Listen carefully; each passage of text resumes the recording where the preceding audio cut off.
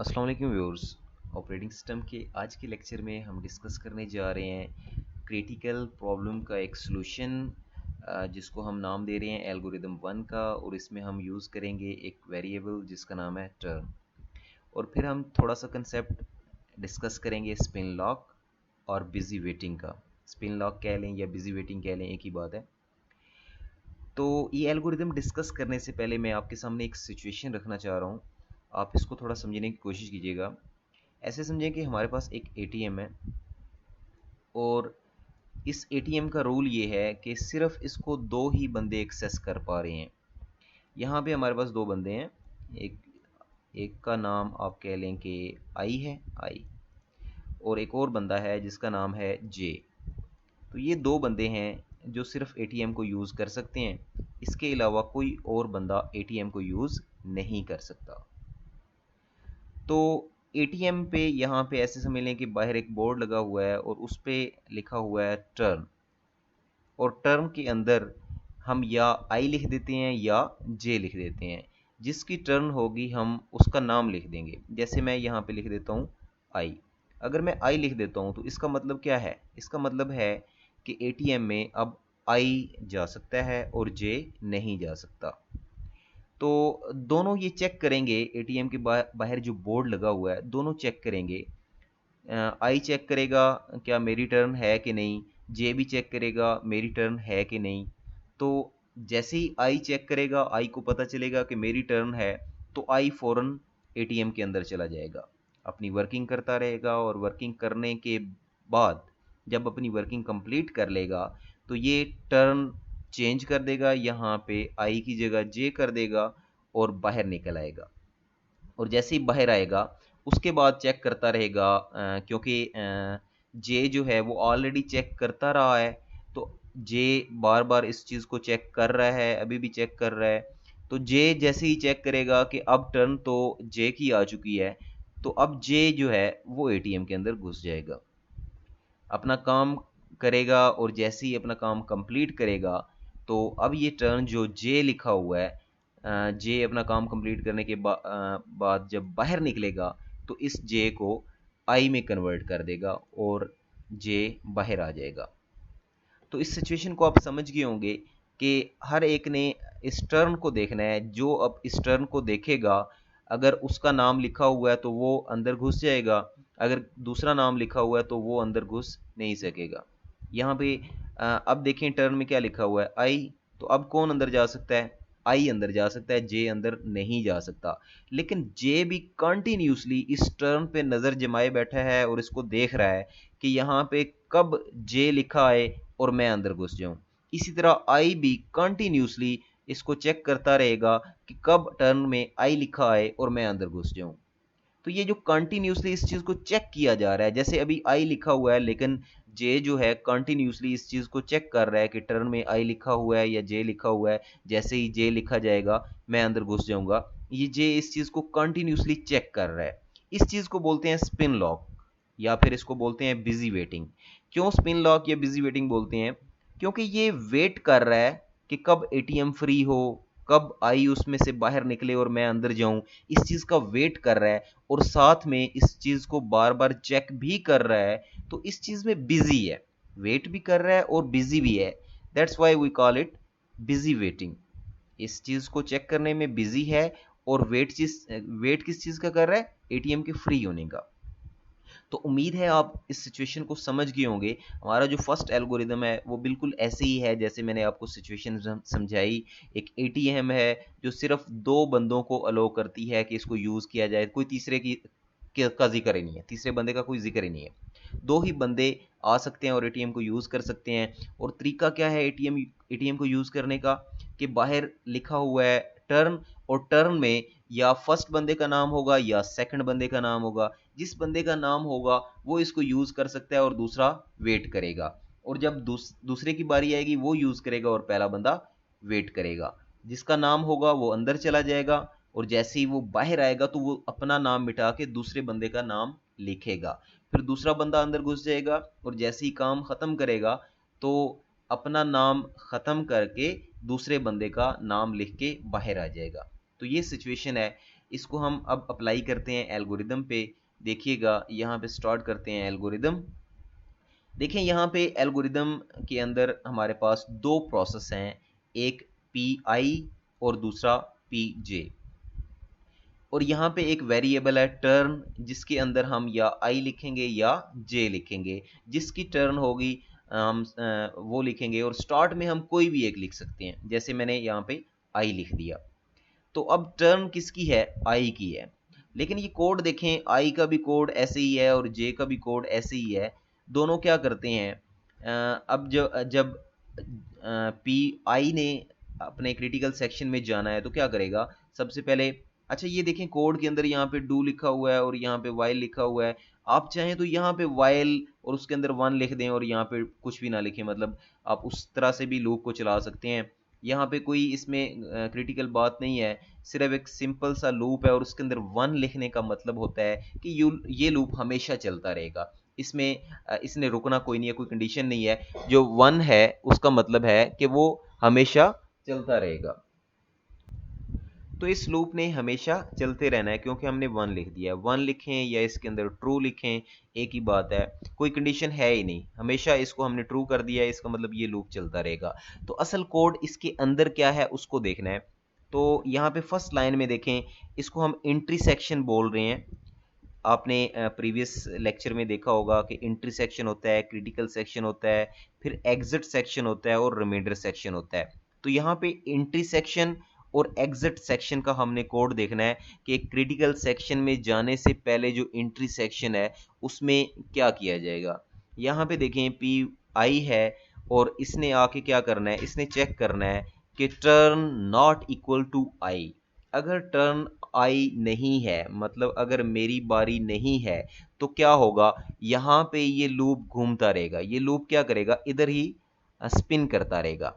यही चीज़ spin lock या busy waiting कहलाती है कि ये लूप यहाँ पे कंटिन्यूसली चेक करता रहेगा और जब तक ये बात यहाँ पे इसके अंदर जो लिखी हुई है ये गलत नहीं हो जाती तब तक ये इसके अंदर ही रहेगा और क्रिटिकल सेक्शन के अंदर नहीं जाएगा। इन अदर वर्ड्स ये एटीएम के बाहर उस बोर्ड को चेक कर रहा है कि क्या आई लिखा हुआ है, क्या आई लिखा हुआ है। जैसे ही आई लिखा आ जाएगा तो ये क्रिटिकल सेक्शन में आएगा।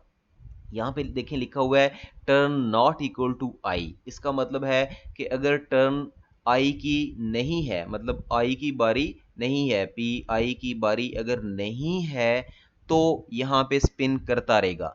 लेकिन हमने क्या किया, हमने टर्न तो आई कर दिया। अगर टर्न आई कर दिया है तो ये आते ही ये कंडीशन फॉल्स हो जाएगी।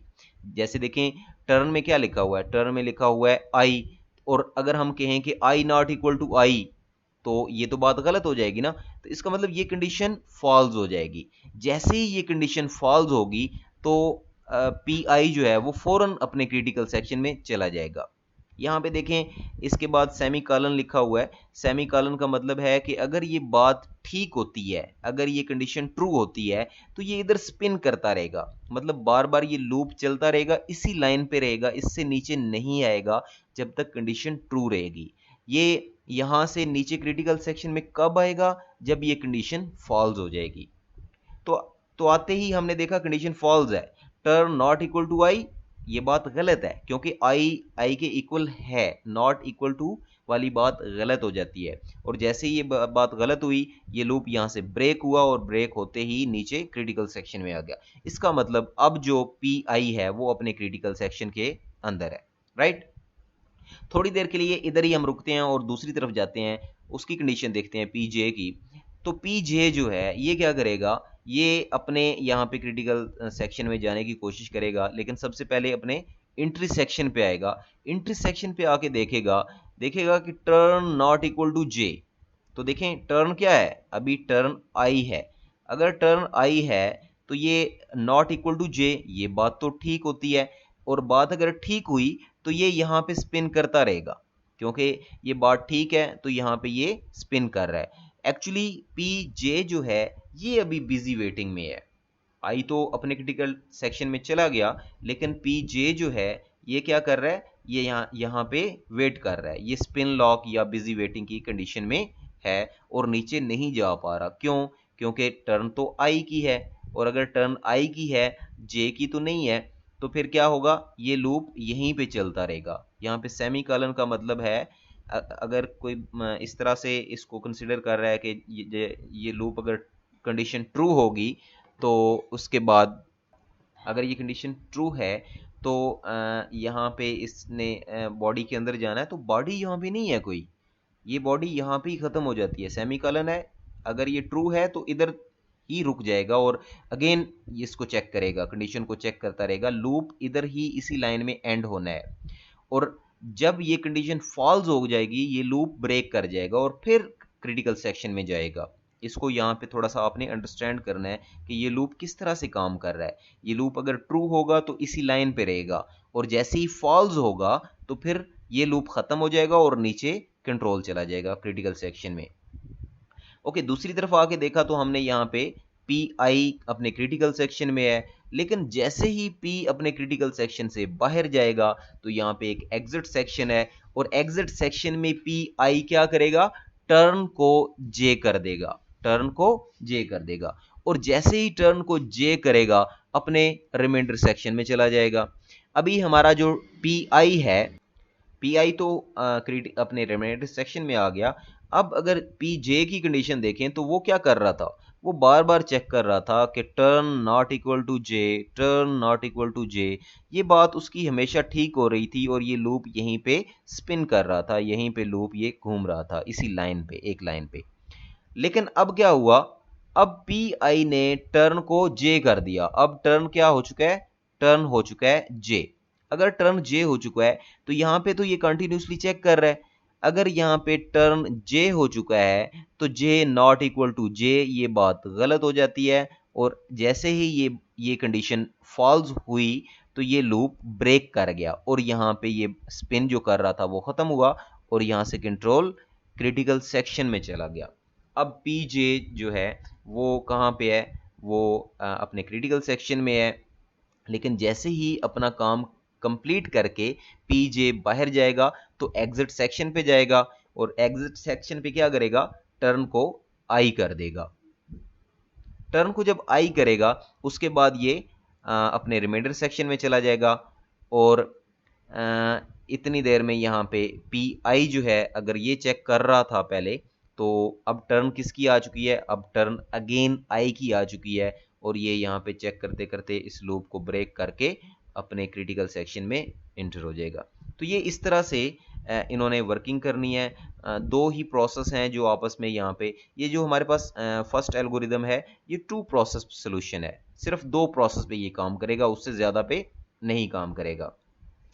तो इसमें क्या हुआ है कि P1 और P2 ऐसे कह लें या PI और J कह लें, तो एक टर्न का वेट करते हैं, जिसकी टर्न होगी वो अपने क्रिटिकल सेक्शन में जाएगा और जिसकी टर्न नहीं होगी वो यहाँ पे वेट करता रहेगा और जैसे ही दूसरा जो प्रोसेस है क्रिटिकल सेक्शन से निकल के टर्न को चेंज करेगा तो फिर दूसरे प्रोसेस को मौका मिलेगा और वो क्रिटिकल सेक्शन में चला जाएगा। तो इस तरह से ये काम होता है। यहाँ पे हम अब बात करते हैं कि ये जो हमारे पास सोल्यूशन है ये म्यूचुअल एक्सक्लूजन, प्रोग्रेस और बाउंडेड वेटिंग में से किस किस चीज़ को फुलफिल कर रहा है और कौन सी चीज़ें यहाँ पे फुलफिल नहीं होती। तो देखें यहाँ पे म्यूचुअल एक्सक्लूजन जो है इसको फुलफिल किया जा रहा है, यहाँ पे मैंने टिक किया है। म्यूचुअल एक्सक्लूजन तो यहाँ पे फुलफिल हो रही है। म्यूचुअल एक्सक्लूजन हमने क्या पढ़ा था, हमने ये पढ़ा था कि क्रिटिकल सेक्शन में एक वक्त में एक ही प्रोसेस होना चाहिए, उस वक्त दूसरा प्रोसेस क्रिटिकल सेक्शन में नहीं आना चाहिए। तो आपने इस कोड से देख लिया कि ये चीज़ तो यहाँ पे हमें मिल रही है, तो इसका मतलब जो म्यूचुअल एक्सक्लूजन है ये तो एग्री हो रहा है, यहाँ पे म्यूचुअल एक्सक्लूजन तो फुलफिल हो रहा है। सेकंड हम बात करते हैं प्रोग्रेस की।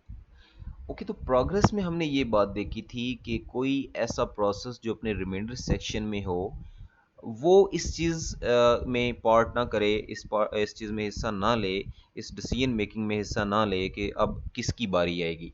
तो यहाँ पे देखें क्या ऐसा कुछ हो रहा है? जी बिल्कुल ऐसा हो रहा है।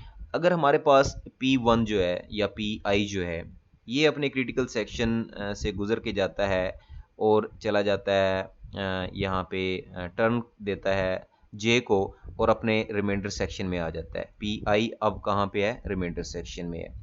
तो इस सूरत में पी जे को बारी मिल जाएगी और ये जाएगा अपने क्रिटिकल सेक्शन में, और क्रिटिकल सेक्शन से अब टर्न अगेन दे देगा आई को, और अब ये अपने रिमाइंडर सेक्शन में है। तो अब बताएं कि अब बारी किसकी है? अब बारी है पी आई की। लेकिन पी आई क्या करता है? ये कहता है कि मैंने जाना ही नहीं क्रिटिकल सेक्शन में। तो लेकिन उस टाइम पे पीजे जो है अगेन क्रिटिकल सेक्शन में जाने के लिए वेट कर रहा है। अगर वो वेट कर रहा है और जाना चाह रहा है, वो रिक्वेस्ट पुट करता है, तो डिसीजन मेकिंग में कौन पार्ट कर रहा है, कौन हिस्सा ले रहा है? वो हमारे पास पी आई जो है ये इस डिसीजन मेकिंग में पार्ट कर रहा है कि अब जे को जाना चाहिए या नहीं। क्यों? ये अगर अपने क्रिटिकल सेक्शन में जाता ही नहीं है, अगेन जे को बारी देता ही नहीं है, तो हमारे पास जो पीजे है वो कभी भी अपने क्रिटिकल सेक्शन में नहीं जा पाएगा। राइट ऐसे समझ जैसे मैंने आपको एटीएम की एग्जांपल दी है कि एक पर्सन है, दूसरा पर्सन है, दो पर्सन है और वो एटीएम को बारी बारी यूज़ करते हैं। अगर एक पर्सन एटीएम में जाता है, उसको यूज़ करके वो बाहर आता है और अपने घर चला जाता है, दूसरा बंदा क्या करता है? एटीएम के अंदर जाता है, बाहर निकल के अब बारी किसकी बना देता है? अब वो वहां पे टर्न पे दूसरे बंदे का नाम लिख देता है। लेकिन दूसरा बंदा आएगा, एंटर होगा, फिर बाहर निकलेगा तो टर्न को चेंज करेगा। लेकिन वो तो आते ही नहीं है, एंटर होते ही नहीं है, तो टर्न को चेंज करेगा ही नहीं।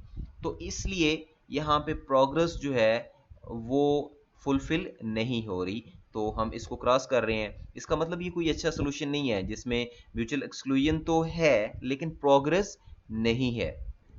और अब बात करते हैं हम बाउंडेड वेटिंग की। बाउंडेड वेटिंग में ये था कि किसी भी प्रोसेस का वेट जो है वो लिमिटेड होना चाहिए, बाउंडेड होना चाहिए। ऐसा ना हो कि ये वेट जो है ये अनलिमिटेड हो जाए।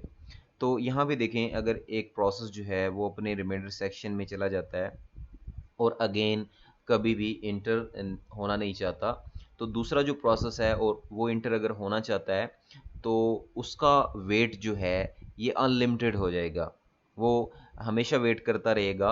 और दूसरा प्रोसेस जो है वो अपने रिमाइंडर सेक्शन में बैठा रहेगा, और यहाँ पे ये प्रोसेस जो है ये कभी भी अपने क्रिटिकल सेक्शन में नहीं जाएगा, नहीं जा पाएगा, क्योंकि इसने तो तभी जाना है जब दूसरा जो है वो अपनी टर्न को चेंज करे, मतलब टर्न जो है वो दूसरे को दे। लेकिन इसको कभी टर्न मिलती ही नहीं है, ये हमेशा वेट करता रहता है। तो अगर वेट करता रहेगा तो बाउंडेड वेटिंग भी इसमें नहीं है, ये कंडीशन भी फुलफिल नहीं हो रही। तो ये हमने एक सोल्यूशन तो देखा जिसमें हमने एक टर्न वेरिएबल को यूज़ किया। ये सोल्यूशन तो है क्योंकि म्यूचुअल एक्सक्लूजन इसमें हो रही है। अगर एक प्रोसेस क्रिटिकल सेक्शन में है तो दूसरा क्रिटिकल सेक्शन में नहीं जा सकता, लेकिन ये कोई अच्छा सोल्यूशन नहीं है। क्यों अच्छा सोल्यूशन नहीं है? क्योंकि दो कंडीशन अभी भी फुलफिल नहीं हो रही। तो नेक्स्ट हम मूव करेंगे किसी अच्छे सोल्यूशन की तरफ जो हमें प्रोग्रेस और बाउंडेड वेटिंग भी दे। उम्मीद है आपको इसकी समझ आ गई होगी। तो अपना ख्याल रखिएगा। अल्लाह हाफिज़।